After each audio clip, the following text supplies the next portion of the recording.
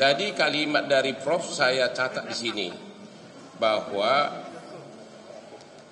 diperlukan alat bukti yang sah, terus berkaitan juga dengan kewenangan, dan juga kalau itu terkait dengan perkara korupsi, kerugian yang bisa dihitung. Ya, ada kata-kata begitu ya? Iya. Ada kerugian yang itu adalah sebagai syarat untuk penetapan tersangka. Benar. Oke, jadi harus ada kerugian yang bisa dihitung. Benar. Ya, sebagai apa? Sebagai syarat untuk penetapan tersangka. Oke. Tadi terima kasih ahli sudah menjawab rekan saya yang mengatakan yang bisa menghitung itu adalah BPK. Ya. Dan kemudian ternyata didasarkan kepada Undang-Undang nomor 15 tahun 2004. Mohon izin yang mulia. Kenapa? Ahli sampaikan tadi bahwa pemeriksa eksternal itu adalah BPK gitu. Bukan menghitung gitu yang ahli maksudkan. Pemeriksa eksternal itu adalah BPK. BPK berwenang memeriksa keuangan negara secara eksternal. Nah, demikian yang ahli sampaikan.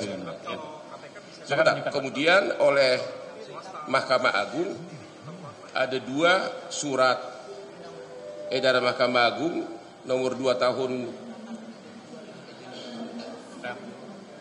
surat edaran tahun nomor 4 tahun 2016 dan juga surat edaran nomor 2 tahun 2004 BPK diperluas dengan BPKP, benar? Yang intinya bahwa yang menyatakan kerugian uang negara itu adalah BPK dan majelis hakim ya. Bukan, di dalam surat edaran itu disebutkan yang menghitungnya adalah BPK dan BPKP di dalam 2 surat edaran Mahkamah Agung.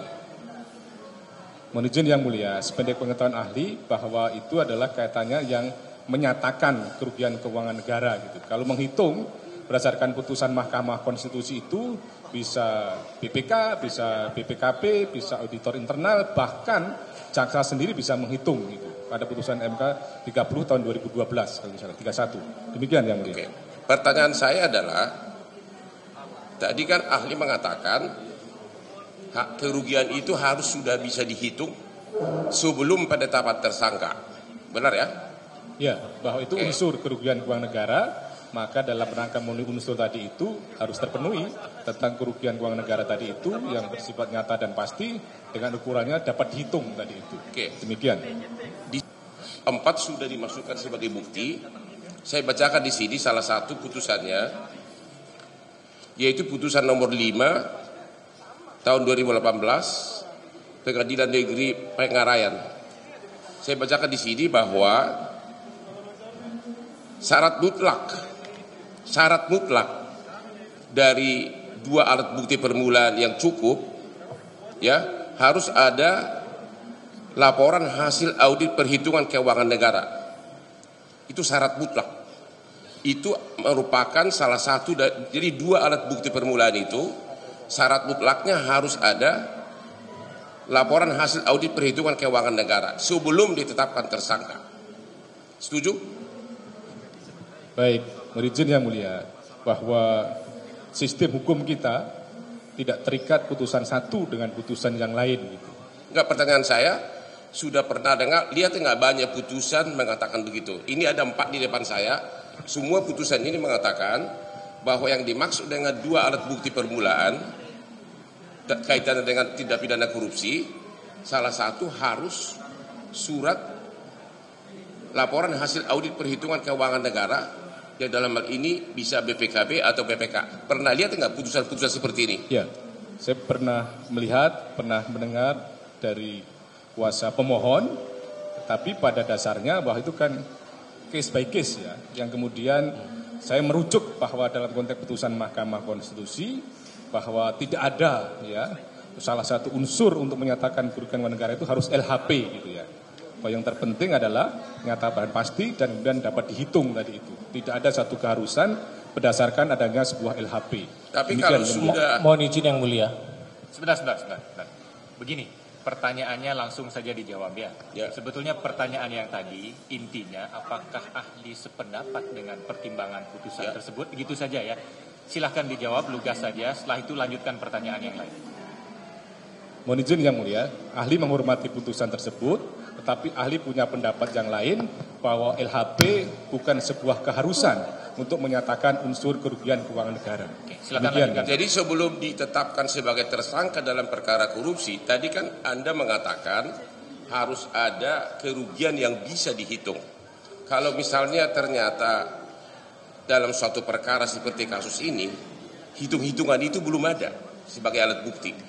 Tadi kan Anda mengatakan kerugian yang bisa dihitung sebelum ditetapkan tersangka. Sebelum, ya, ternyata apabila ada suatu perkara, kerugian itu belum ada dihitung. Bagaimana? Baik, mohon izin yang mulia, soal sudah dihitung atau belum, tentunya kembali pada soal pembuktian. Bahwa kemudian dalam hal ini, ketika sudah ada BPKP, sudah ada ahli keuangan negara, maka bagian dari unsur pemenuhan menghitung kerugian keuangan negara tadi yang mulia. Bukan satu-satunya berdasarkan LHP. Ketika sudah ada ahli-ahli yang menghitung tadi itu, bahkan ada mekanisme BPKP yang misalnya surat menyurat, ekspos dan sebagainya, maka sudah memenuhi representasi dari unsur pemenuhan tentang kerugian keuangan negara. Tapi tadi. Anda tetap berpendapat bahwa harus ada laporan perhitungan. Tadi kan Anda mengatakan kerugian yang bisa dihitung. Harus ada perhitungan yang bisa dihitung sebelum ditetapkan tersangka. Itu pertanyaan saya. Terlepas dulu siapa yang ngeluarin. Baik. Mengingat bahwa itu ada unsurnya, maka unsur tadi harus terpenuhi. Harus terpenuhi. Hitungan kerugian keuangan negara tadi itu. Tinggal kemudian lembaga yang menghitungnya. Karena ini adalah delik material, maka akibatnya harus terpenuhi. Hitungan-hitungan itu harus ada. Oke. Kalau tidak ada berarti penetapan tersangka tidak sah. Ya, kalau tidak ada bukti yang menunjukkan hitungan keuangan negara tadi itu, maka berarti tidak terpenuhi unsur tentang kerugian keuangan negara. Terima kasih. Berkali-kali diperiksa sebagai calon tersangka, sebagai saksi lah. Ya. Katanya dituduh dia melakukan markup. Ya. Tapi selama pemeriksaan sebagai saksi sampai ditetapkan sebagai tersangka, tidak ada satupun pertanyaan mengenai markup itu. Markup yang mana, jumlahnya berapa, dan markup dengan siapa. Apakah menurut Anda itu suatu pelanggaran hukum oleh penyidik? Kalau si tersangka, si saksi tidak ditanyakan apa yang dituduhkan. Anda tadi mengatakan kan bahwa salah satu yang dinilai dalam pra-peradilan adalah prosedur. Oke, sekarang saya tanya begini. Kalau seseorang belum diperiksa tapi ditetapkan sebagai tersangka, Anda pasti setuju itu melanggar. Belum diperiksa tapi tersangka, itu melanggar. Ini secara umum dulu. Ya, bahwa tidak boleh ditetapkan tersangka kalau belum pernah diperiksa. Saya kira setuju. Gitu ya. Kalau gitu kita persempit. Dia diperiksa tapi yang dituduhkan itu tidak ditanya. Dituduh markup tapi tidak ditanyakan markup yang mana. Ini prosedur juga kan. Itu kan mengicil tadi. Kalau tadi kan secara umum, seseorang tidak bisa jadi tersangka kalau belum diperiksa. Oke, boleh nggak bahwa seseorang kalau mau ditetapkan tersangka harus diperiksa apa yang dituduhkan? Tadi saya cek BAP nggak ada pertanyaan. Baik, menizin yang mulia, yang disampaikan kuasa pemohon tadi bukan lagi pada aspek prosedur, tetapi aspek material, karena materi tentang pemeriksaan kan itu. Tetapi bahwa ketika kemudian yang bersangkutan pernah diperiksa, maka itulah kemudian secara prosedur sudah benar. Demikian yang mulia. Kalau bukan soal substansi, saya tidak nanya benar tidaknya. Kalau penyidik tidak menanyakan yang dituduhkan, ini prosedur dong. Itu kan menyangkut sudah tata cara pemeriksaan. Penyidik tidak menanyakan hal-hal yang dituduhkan kepada calon tersangka ini. Bagaimana? Bahwa hal-hal yang ditanyakan kan sesuatu yang substansi ya. Sesuatu yang material ya, bukan sekedar prosedur. Prosedur kan misalnya berkaitan dengan undangan, berkaitan dengan kelayakan undangan dan jangka waktunya dan sebagainya. Oke, kaitan materi ya, saya kira tidak sekedar prosedur lagi. Mohon izin yang mulia, beberapa pertanyaan kami kira sudah berkali-kali ditanyakan. Mohon pertimbangan yang mulia. Saya belum tanyakan. Ini kemarin sudah ditanyakan kepada Hairul Huda, mengatakan memang itulah kelemahannya. Tadi saya baca BAP sama sekali tidak ditanya apapun tentang markup. Tadi kan Anda mengatakan kalau calon tersangka belum diperiksa nggak boleh jadi tersangka. Kalau belum diperiksa, ya berarti termasuk kalau belum diperiksa atas hal yang dituduhkan ya nggak boleh jadi tersangka. Itu kan konsekuen, itu satu kesatuan. Jadi saya baca BAP, Tadi saya terkejut, satu pun nggak ada pertanyaan itu. Oke, kalau ada tidak begitu, sekarang pertanyaan begini. Saya tanya lagi.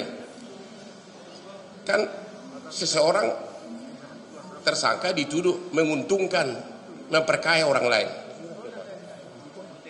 Sedangkan kan korupsi itu kan memperkaya diri sendiri, itu tidak ditanya. Karena memang tuduhannya memperkaya orang lain. Oke, sudah seharusnya enggak penyidik menanyakan di BAP siapa yang diperkaya, ya? Kan tuduhannya memperkaya orang lain. Kalau saya mohon maaf nih, melecehkan putri orang, tentu harus ditulis dong namanya si Erni, si Susi. Nah, kalau begini, memperkaya orang lain. Tapi saya baca tadi BAP-nya itu sama sekali tidak ada pertanyaan apapun tentang siapa yang diperkaya, bagaimana dan berapa besarnya diperkaya. Apakah itu menurut Anda penyidik tidak profesional atau apa? Baik, izin yang mulia bahwa pertama kasus itu berbeda satu dengan yang lain. Kedua, bahwa dalam hal ini kaitannya misalnya pembunuhan unsur memperkaya gitu, apakah kemudian yang bersangkutan itu ditanya siapa yang diperkaya, berapa diperkaya dan sebagainya, saya kira bukan sebagai sebuah keharusan dalam konteks mengajukan sebuah pertanyaan, karena kesimpulan memperkaya itu bisa saja dari bukti-bukti atau kemudian dari fakta-fakta yang lain, tidak harus berdasarkan dari sebuah pertanyaan.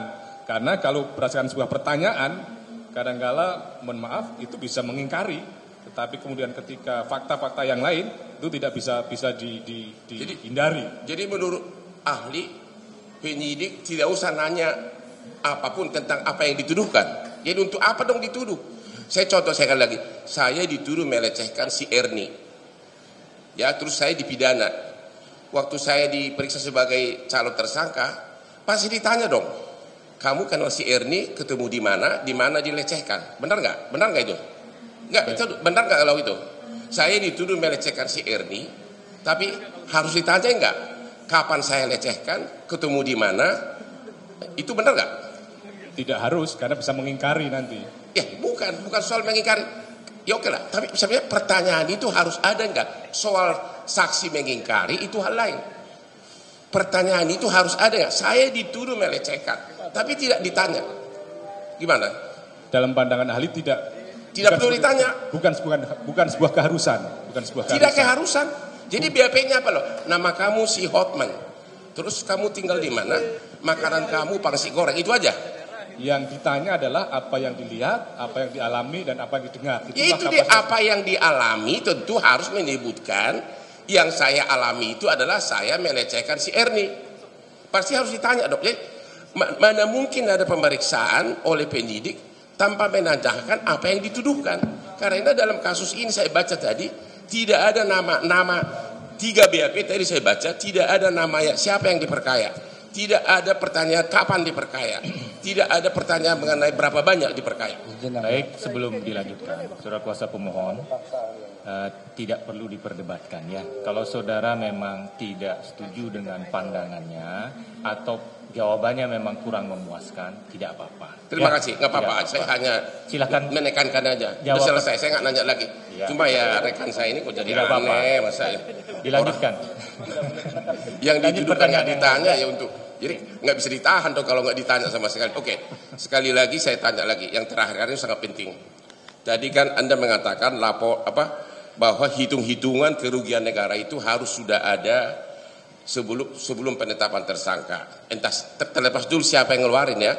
Tadi saya baca pos hitungan apapun, tidak ada hitungan sekali.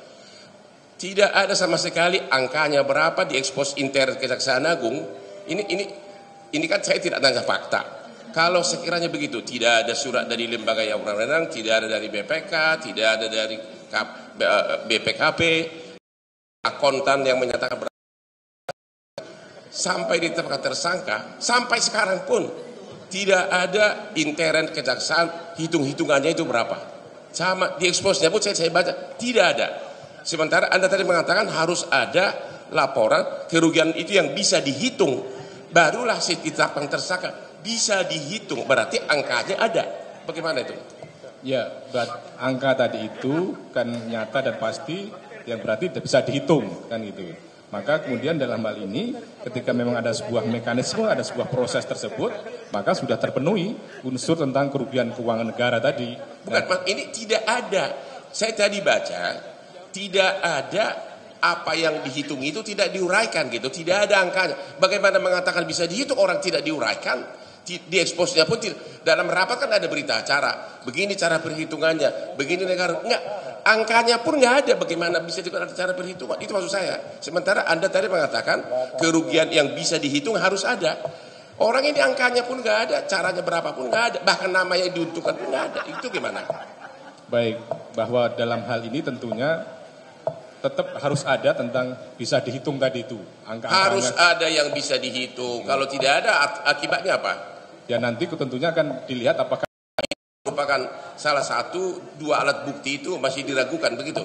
Ya, bahwa alat bukti tentang kerugian keuangan negara tadi bisa berdasar dari saksi, bisa dari audit BPKP, atau kemudian bisa dari ahli keuangan negara. Kalau itu sudah ada, terima kasih karena memang tidak ada sama saya dari siapapun.